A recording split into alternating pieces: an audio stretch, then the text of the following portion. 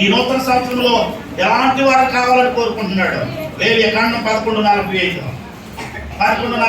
నేను మీకు దేవుడనైనటకు ఐగుప్తు దేశముల నుండి మిమ్మును రప్పించిన యెహోవాను నేను పరిశుద్ధుడను కనుక మీరును పరిశుద్ధులు కావాలను. అది ఏం కావాలని కోరుకుంటున్నాడు? నేను పరిశుద్ధుడును గాక మీరు ఒళ్ళంతా కుశుద్ధం కలిగి ఉండండి.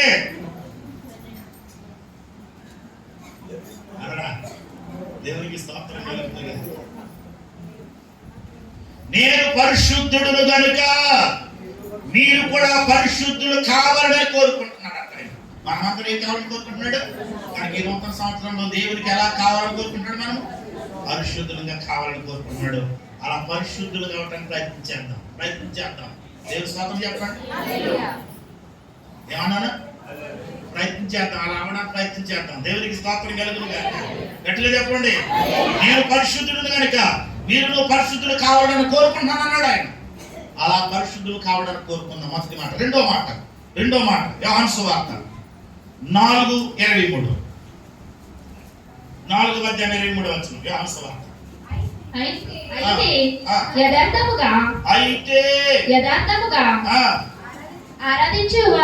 యథార్థముగా ఆరాధించువారు ఆత్మతోను సత్యముతోను తండ్రిని ఆరాధించు కాలము వచ్చుచున్నది. అది ఇప్పుడును వచ్చేయున్నది. తన్ను ఆరాధించువారు అట్టివారే కావాలని నన్ను ఆరాధించేవారు యథార్థవంతులై ఉండాలి. ఆత్మతోను సత్యముతోను నన్ను ఆరాధించేవారు కావాలి అంటున్నాడు. ఎలాంటి వారు కావాలని ఎలాంటి వారు కావాలని కోరుకుంటున్నాడు? యథార్థముగా సత్యముతో ఆత్మతో ఆయనను ఆరాధించాలంట. అలాంటి వారు కావాలంటున్నాను. దేవునికి స్తోత్రం కలుగుతుంది. నాలో యథార్థత లేకుండా ఏమండి? నాలో యథార్థత లేకుండా గంట ప్రసంగం నేను చేసిన వ్యర్థమే. నా మాట అర్థం చేసుకోండి.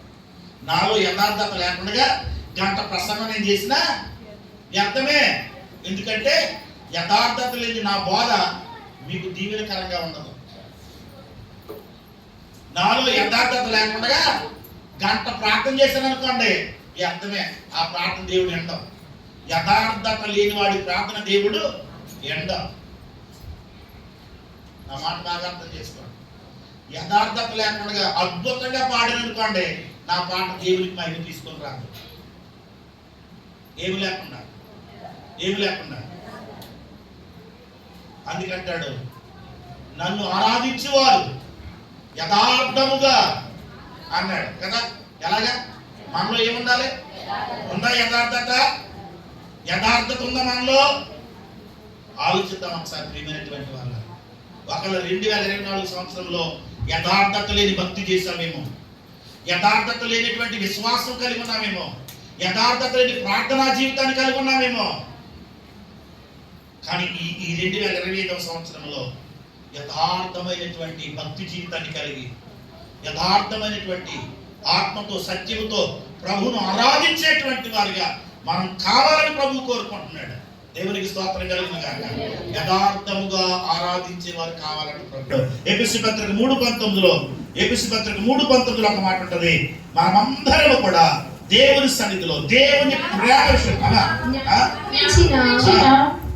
క్రీస్తు ప్రేమను తెలుసుకొనుటకు తగిన శక్తి గలవారు క్రీస్తు ప్రేమను తెలుసుకొనుటకు తగిన శక్తి గలవారు కావాలని ప్రార్థించుచున్నాను. అంటే క్రీస్తు ప్రేమ తెలుసుకోవడానికి ఏం కావాలంటండి? శక్తి గలవారు కావాలని కోరుకుంటాడంట. దేవుని స్తోత్రం కలుగుతుంది. మన కొరకు ప్రార్థన చేస్తున్నాడు పౌరు భక్తుడు అంటాడు ఈ మాట. దేవుని శక్తిని దేవుని ప్రేమను తెలుసుకునేటువంటి శక్తి గలవారు కావాలని కనుక అందుకంటాడు ఎఫెసీ పత్రికలోనే మీరు భక్తి చేస్తున్నారు కానీ భక్తిలో శక్తి లేదు అంటాడు. ఏమి లేదంటాడు? భక్తి చేస్తున్నారు భక్తిలో శక్తి లేదు అంటాడు. కనుక దేవుని ప్రేమలో మనము కలిగి ఉండవలసినటువంటి శక్తి గలవారు కావాలని కోరుకుంటున్నాడు.